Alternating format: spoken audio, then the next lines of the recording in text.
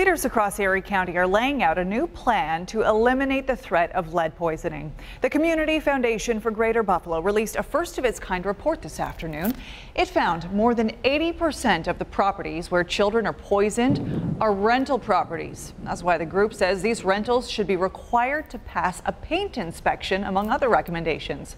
As 7 Eyewitness News reporter Kristy Maria tells us, the numbers are staggering, but lead poisoning can be prevented. Children in Erie County are among the most tested in the state when it comes to blood lead testing.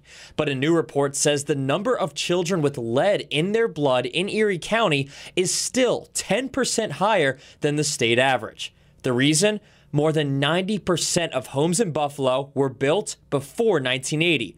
Lead-based paint was banned in 1978. Even at lower levels, children can have permanent neurologic effects, but there's no medical treatment that reverses that. Melinda Cameron has been a pediatrician in Buffalo for more than 30 years. She's treated hundreds of children for lead poisoning.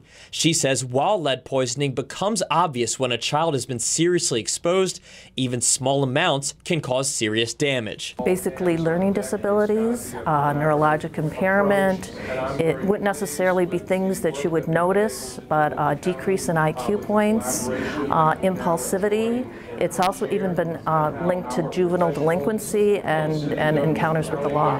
If you live in a home that was built before 1980, it's considered at risk of lead exposure.